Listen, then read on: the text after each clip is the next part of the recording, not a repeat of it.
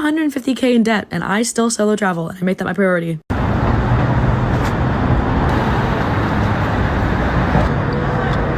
Why be 180K in debt at home when I could be 181K in debt in Hawaii? Hello you guys, welcome back to today's video, and in today's clip I will introduce you to a topic: why are so many Americans going into insane debt for vacations? So this isn't really anything new. More and more people are going into debt just to take vacation, and I think that number is still growing.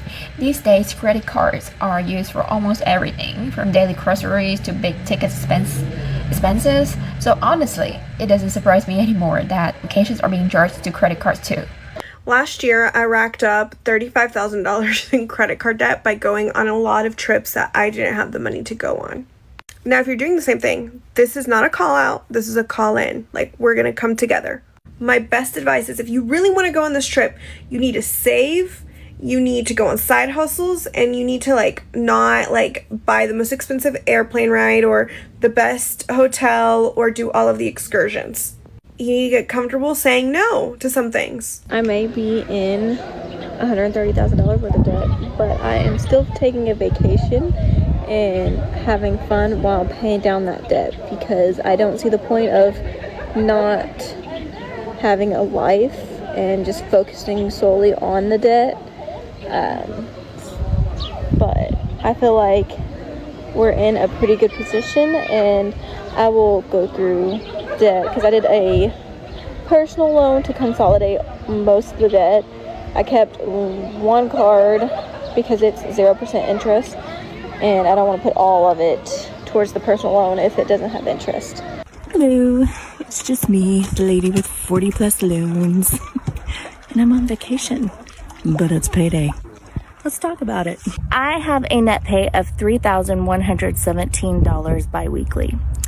I had a credit card that I paid on this one of $259, a personal loan, the one I'm trying to work on paying off, and I have about $800 saved towards it, and I think the payoff's $2,100, and that one is $325. And then I have another personal loan that I paid $118. I have another personal loan that I paid of $286. Then I had a $485 payment come out of a personal loan, and another personal loan for $140, another personal loan for $135. What am I doing with the rest of that money? Some of it is being spent on this trip because I believe in living. Point blank, I don't care. $93,000 in debt, and I'm going on 2 vacations this year. Sue me. Boiled Chicken Nugget says this is insane debt and you just don't get it. Actually, I do get it, because I tried the Dave Ramsey method. It did not work for me. It was too restrictive, and I didn't pay off any debt. Listen, I love Disney and Disney World as much as the next person. Some of you don't like that I like it, but I do.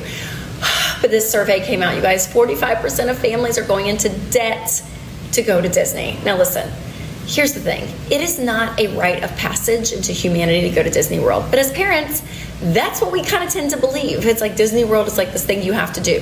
Now, is it great and is it fun? Absolutely. But save up and pay cash. Do not go financially backwards to go to Disney World, okay? It is not worth the stress. It is not worth the lack of sleep that you're going to have to be thinking about this bill that you're paying for months and months and months. Instead, be proactive. Save if you want to go. That's great. Just have a plan and say, hey, we're going to save up X amount per month in order to do this trip. But with vacations, regardless, you guys, the best ones are the ones that don't follow you home in the form of a bill. So save up and pay cash and enjoy Mickey that way. It may take you a little longer, but that's okay. I'm on vacation right now while paying off $30,000 in credit card debt. Please don't tell Dave Ramsey, okay? I don't feel like being yelled at while I'm on my vacation. Quick question to all my traveling people out there. What do y'all use to buy now, pay later for your flights? I know they have Afterpay, Klarna, all that good stuff. I don't have those anymore because unfortunately they didn't work out for me. But I'm trying to find new apps that I can use just for specifically for that. Just for paying for flights, travel, hotels and stuff. Mainly just flights, honestly. I could probably do the hotels and stuff like separately. But if y'all have like suggestions, or if y'all have apps that y'all have used before that have let you just like put a deposit down on a flight and secure the flight ticket and just make payments on it later, let me know in the comments, because I'm really looking for something that I can do that with. My credit ain't all that. It's a work in progress. But yeah, if y'all have something that they don't really care about credit, they'll give you a decent little limit, let me know, please, because I've been looking for some and I haven't found anything. I have heard of 4. I don't understand how it works. I don't get it all. And that's mainly shopping. I'm not worried about shopping. I'm trying to get flights, payment plans for flights. So y'all have apps that y'all can use payment plans or make payment plans for flights, let me know, because I'm trying to take a flight, or a couple flights actually. This is the world we're living in today. Some people simply don't want to wait and save up for vacation. They prefer the immediate satisfaction and just put it on a credit card. Others really can't afford it. Not now, and maybe not later either. So they go ahead and take the trip anyway.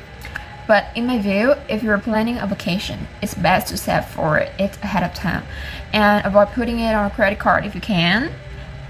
I think it's better, because more often than not, that debt ends up taking a long time to pay off. And if you do need to spend it, try to move at the speed of cash. I know it's hard, especially in today's society where instant gratification is everywhere. But learning to wait and to plan is often a wiser path for you. And let me share this, a little bit of my personal story. We used to, actually not my story, but like my relative's story.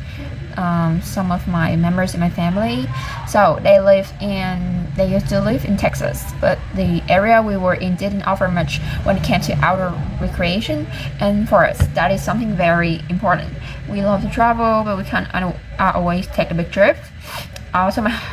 So my uncle and my aunt made the decision to find a place where we could enjoy the outdoors more. So to simply be in nature without needing to go far.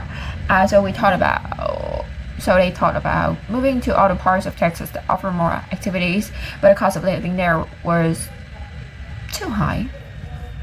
That's when we found Oklahoma. It is much more affordable, and there's so much recreation right where we live. We've been really happy here. It's been a good move for my uncle's family and also my family, both financially and personally. And that's something I encourage others to think about too. Look around your area, what free or low cost activities are available nearby. Maybe you have to try a little bit to another town. Maybe you're already in a city that has parks, walking trails, or splash pad for the kids. Local libraries often run summer reading programs, and if your kids read a certain number of books, they can earn tickets to the zoo or movies. There are more options than people often realize. Even something as simple as a Sunday drive to a nearby town can be refreshing and fun for the whole family. Yes, you're gonna spend a little on gas, but it's still for less than the cost of a full vacation for your family. And if a big trip isn't possible for this year, that is totally okay. Start saving slowly for next year. Set a goal, put aside a bit each month, and when the time comes, you'll be glad that you did. So those are just a few talks I want to share to you. I hope it's been helpful to some of you. So until next time, take care and be well and be ready for my next video. And don't forget, if you find this video useful, please, you can give us a subscribe to my channel or a big thumbs up. That is really meant a lot to us. Okay, right now, so it's time to say goodbye. See you in the next video. Bye.